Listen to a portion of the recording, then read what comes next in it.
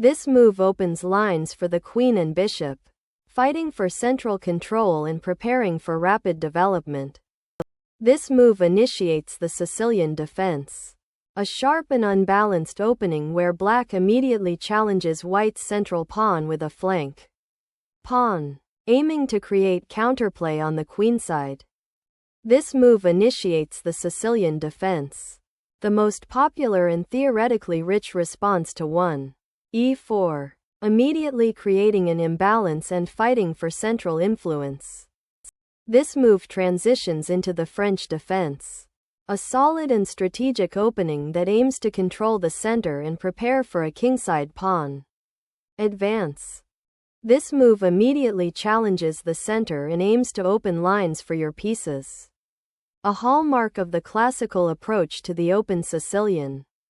This move correctly transposes the game into a Caro-Kann defense structure, opening the c-file for immediate counterplay and challenging white's central pawn presence.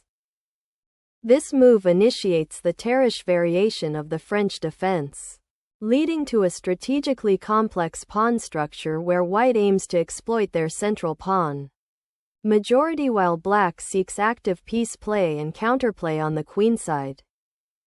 This move, nc6, is the most common and principled response in the classical variation of the open Sicilian, developing a piece and challenging white's central knight.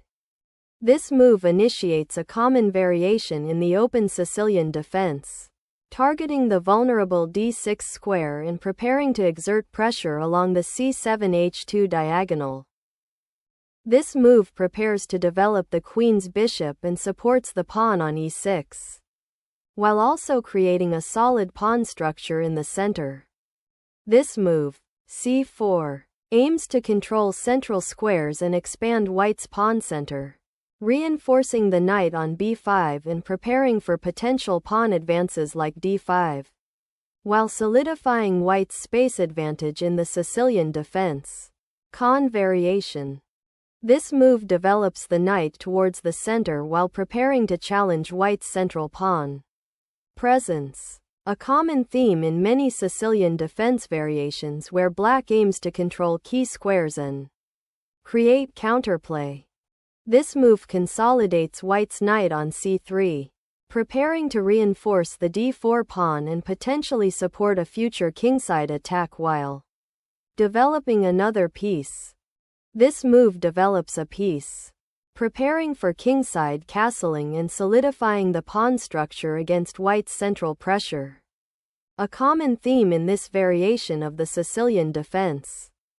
This move develops the bishop to a natural square, preparing for kingside castling and reinforcing the central pawn structure while allowing the queen to potentially move later.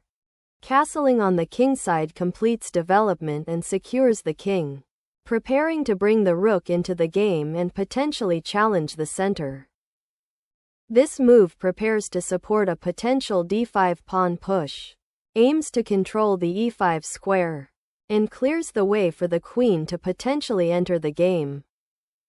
This move prepares to fianchetto the bishop on b7, which will eye the crucial e4 square and support the d6 pawn.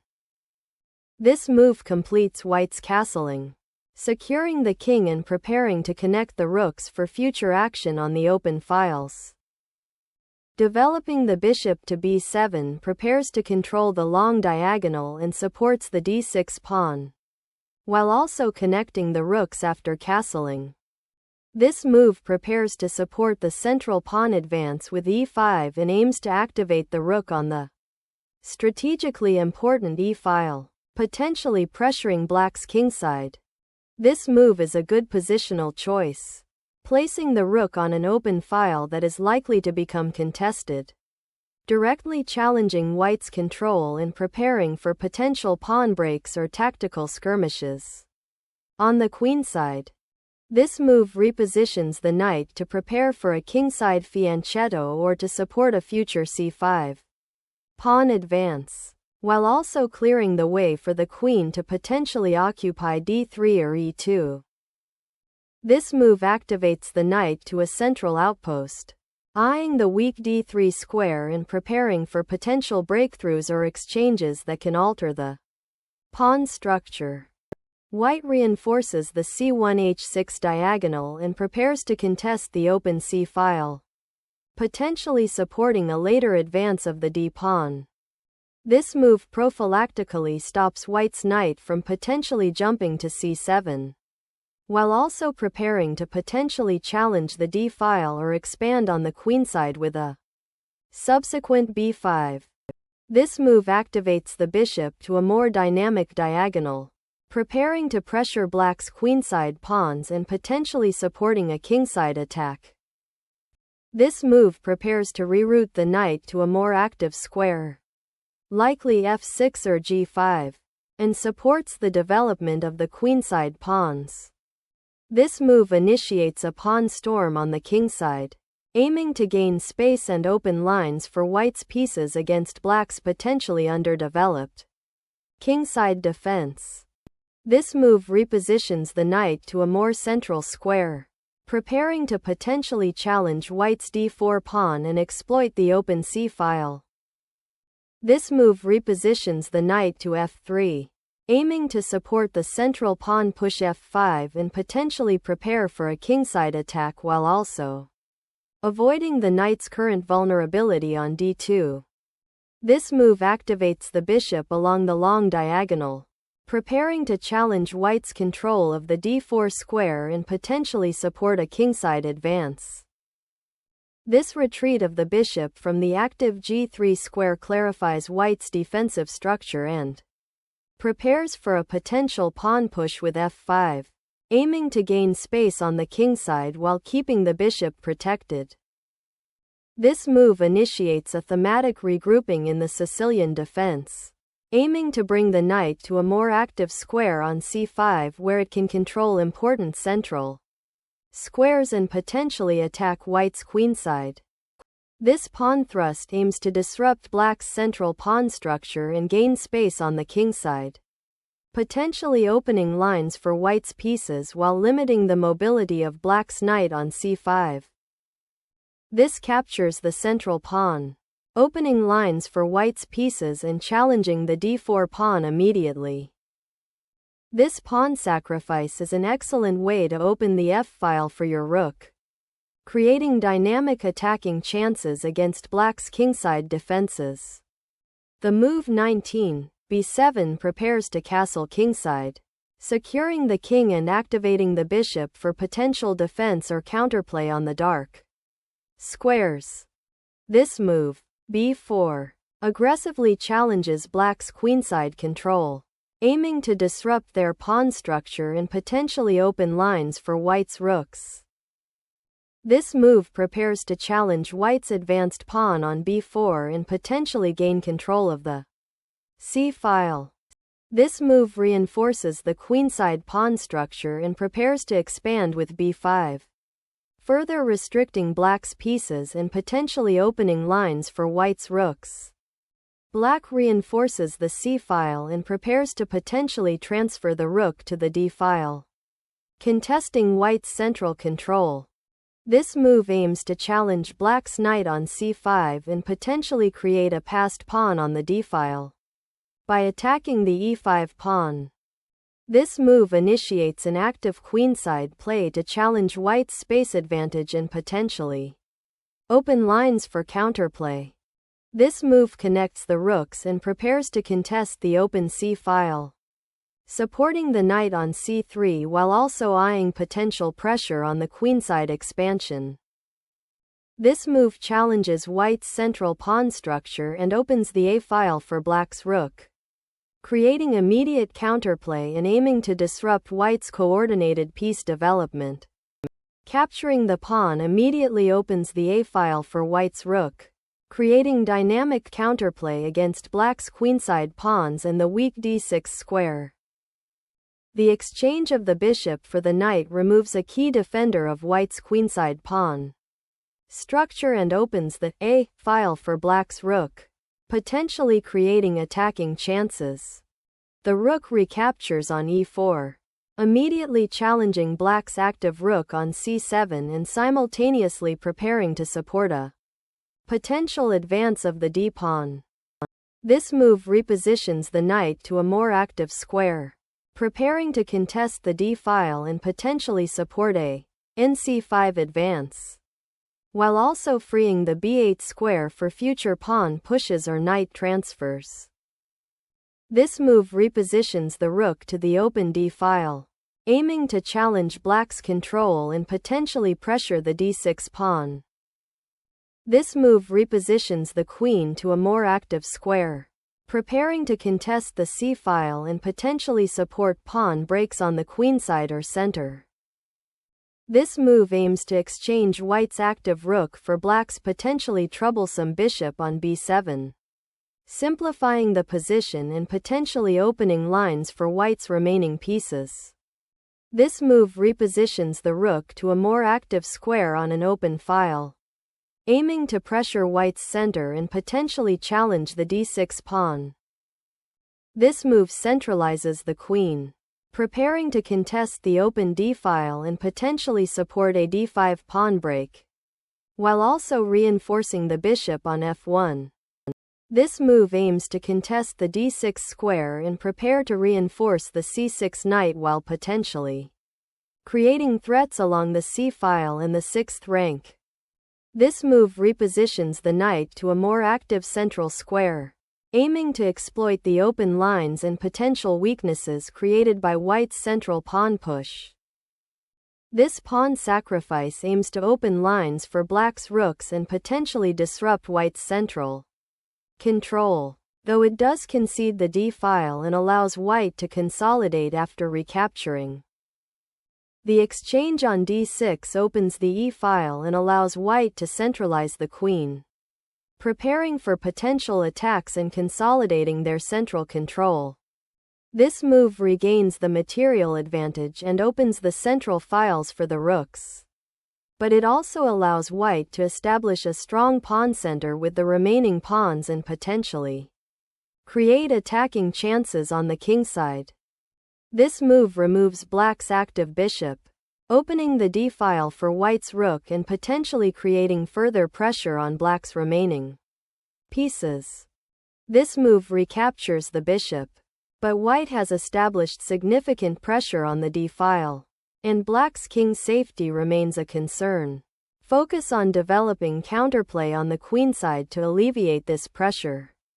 This move repositions the knight to a more active square, preparing to contest the d-file and potentially eye the c7 pawn while also supporting a future advance or maneuver. This move aims to consolidate white's queen's rook into a more active position, potentially supporting advances on the kingside or adding pressure along the d-file. This move recaptures the pawn, but more importantly, it seizes the open b-file and creates threats against black's king and potential passed pawns on the queenside, centralizing white's queen. This move redirects the knight to a more active central square, supporting the pawn chain and preparing to challenge white's powerful queen. This move forces black to decide how to deal with the compromised queen, likely leading to a simplification that benefits white's stronger pawn structure. The knight's advance to e5 activates the piece, prepares for potential pawn captures on f4 or d6, and creates central control while preventing white's queen from easily returning to the d-file. This rook move activates the piece to the open a-file, aiming to contest it and potentially pressure black's queenside structure. This move repositions the queen to a more active central square, potentially supporting attacks on white's queenside pawns or preparing to contest the open a-file. This move intensifies pressure on the queenside, preparing to exploit the open a-file and potentially disrupt black's coordination by targeting weaknesses. This move aims to reroute the rook to a more active square, potentially targeting white's d6 pawn and creating threats along the 3rd rank if the knight moves. This move is a passive reaction, allowing black to solidify their pieces and potentially consolidate their material advantage after the exchanges. This move is a tactical blunder as it allows white to win material with a powerful discovered attack that forks the black king and rook. This rook sacrifice aims to exploit the exposed king and open lines, aiming to force checkmate or win significant material by disrupting black's coordination. This move is a forcing check that develops the knight to a more active square, creating threats against white's king and disrupting their coordination, as well as preparing to recapture the pawn. This move recaptures the pawn and resolves the discovered attack, but the material remains equal, and white needs to find a way to exploit black's slightly weakened kingside. This move recaptures the attack knight, but it opens up the f-file and weakens the kingside pawn structure, potentially allowing white's queen and rook to infiltrate. This move aims to reposition the queen to a more active square, potentially preparing to support a pawn push or coordinate with other pieces for an attack. This move reintroduces the rook to the first rank, aiming to contest the open d-file and potentially create tactical opportunities against white's slightly exposed king. This move develops the knight to a more active central square, supporting the king's defense and potentially preparing to contest the open c-file or support a future pawn push. White has achieved a strong material advantage and positional control with the queen attacking the rook and knight, forcing black to defend passively. This move sacrifices the queen to force a king and pawn endgame, aiming to exploit black's weakened king position and open lines for white's passed pawns. This move is a concession to white's powerful discovered attack on the black king. Preparing to move the king to a safer square on g7 is the only reasonable continuation, as any attempt to defend the g6 pawn directly would lead to immediate material loss. The knight repositions to d5, activating the piece and threatening a discovered attack on the rook by potentially pushing the knight to c7, while also preparing to support a potential pawn push on the queenside. This move attempts to centralize the rook on the open f-file, preparing to contest it and potentially create counterplay against white's king. White correctly repositions the queen to a safer square, anticipating black's attempts to activate their rook and potentially launch an attack on the king's side. The rook on d8 is now attacked by the knight on c3, and the knight on c2, while looking menacing, does not offer immediate concrete threats and is vulnerable to being captured. This move activates the queen on the open c-file, targeting black's weakened king and preparing to exploit the discovered attack on the rook should black not defend carefully. This move aims to reactivate the knight by repositioning it to a more central square, threatening the pawn on e5 and potentially setting up an attack on white's king if white fails to defend adequately. The bishop repositions to d3, aiming to control the important a6-f1 diagonal and prepare for potential attacks on the kingside, while also offering support to a potential pawn push or knight maneuver. This move aims to bring the knight back into the game and contest the central squares, potentially targeting weaknesses around white's king or supporting a later pawn push. This move is a principled capture, aiming to simplify the position by exchanging pieces and weakening black's pawn structure by removing a key defender of the king. With the rook now attacking the undefended bishop, recapturing it is the most forcing and logical continuation, aiming to regain material equality. This move prevents the black knight from accessing the aggressive g4 square and also offers a slight repositioning for the king to potentially escape discovered attacks along the g-file. This move activates the rook on the open e-file, contesting control and preparing to challenge white's rook. while simultaneously defending the e6 pawn and potentially preparing to advance the rook further up the board. This move reinforces the attack on the critical d6 square, threatening to overwhelm black's weakened defenses and potentially open lines for a decisive attack against the black king. This move offers a crucial check that, while temporarily diverting the king, also aims to disrupt white's advanced pawn structure and potentially create counterplay by forcing the exchange of pieces. This move aims to centralize the king, a common strategy in the endgame, to support potential pawn advances and defend against black's active pieces. Black's king is now vulnerable, and this move repositions the rook to defend against immediate threats while preparing to contest the open file, aiming to consolidate the position. This move aims to activate the king and centralize it, preparing for potential pawn pushes or defensive maneuvers as the endgame approaches. This move recaptures a pawn, but it allows white to consolidate their position with the knight moving to a more active central square, potentially targeting black's king. This move activates the knight, aiming to secure the king's safety and potentially coordinate a kingside attack while also preparing to defend the weak pawns. The move 52, RC8 aims to reactivate the rook on the c-file and potentially support a breakthrough or defend against white's initiative, while also preparing for potential pawn pushes or piece exchanges to simplify the position. The pawn push prepares to create a passed pawn by advancing the kingside majority and potentially opening lines for the bishop. Black aims to activate the queen by targeting the vulnerable g2 pawn and potentially create counterplay along the c-file, putting pressure on white's a pawn. This exchange of queens simplifies the position, leading to an endgame where white's king safety is paramount given black's rook on the open file. With the opponent's rook eliminated, white has a clear advantage due to the queen's strong presence on the open c-file and the pressure on the d6 pawn, which now leads to a winning endgame.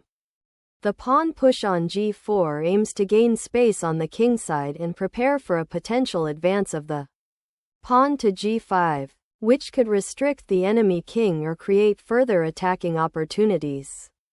With the opponent's king now exposed and vulnerable on the kingside, black's primary goal shifts to activating their own pieces and preparing for a potential kingside attack or endgame advantage, while white aims to solidify their position and potentially create a passed pawn. The advance of the g-pawn aims to exploit the weakened kingside and create a passed pawn, potentially leading to a decisive endgame advantage. The player is moving the king to a more active square, aiming to centralize it and potentially participate in the endgame by supporting the remaining pawn majority. The king advances to the center to support the pawn push and prepare for the endgame where king activity is paramount. The rook moves to a7, aiming to contest the open a-file and prevent white's king from escaping to that side of the board, while also preparing to potentially support a kingside pawn advance. With the enemy king exposed on the kingside, this move aims to activate white's king to support the advancing kingside pawns and participate in the endgame attack.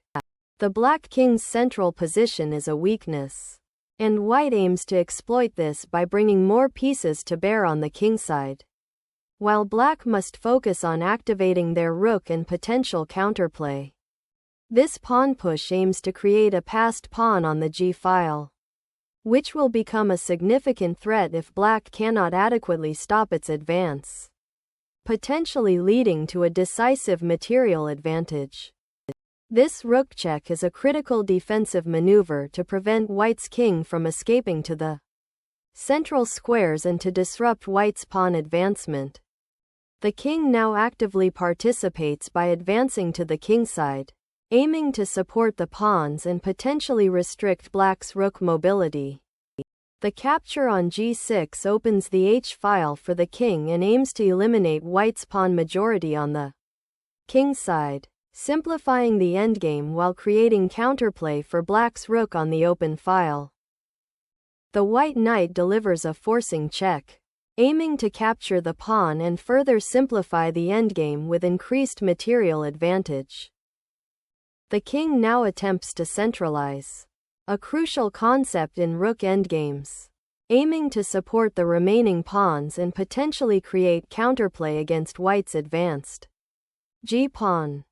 The knight returns to its starting square to support the pawn advance and prepare to recapture the pawn on g6, aiming to simplify into a winning endgame. The rook checks to force the king back, aiming to disrupt white's coordination and potentially create new attacking opportunities against the white king. The king must avoid the opposition and prepare to escort the g-pawn to promotion by staying on light squares and not allowing black's king to control central light squares. Black repositions the rook to a more active square on the first rank, potentially preparing to contest the open file or support a pawn advance. This knight check forces the black king to move, while also repositioning the knight to a more active square, potentially targeting f6 or d7 in the endgame. This move aims to centralize the king in the endgame, potentially preparing to support a passed pawn or engage in a king versus king battle, but it allows the opposing knight to reach a strong outpost on f6. The knight repositions to f8, a waiting move that consolidates the position and prepares to support the kingside should the opponent advance their pawns, while also keeping an eye on the central squares.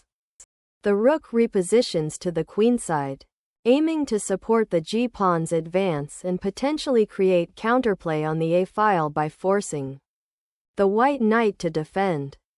Nh7 aims to reposition the knight for a more active role, potentially eyeing the kingside or supporting the pawn push in the endgame. This move repositions the rook to a more active file and prepares to contest control of the queenside or potentially transition to a kingside attack if the opportunity arises.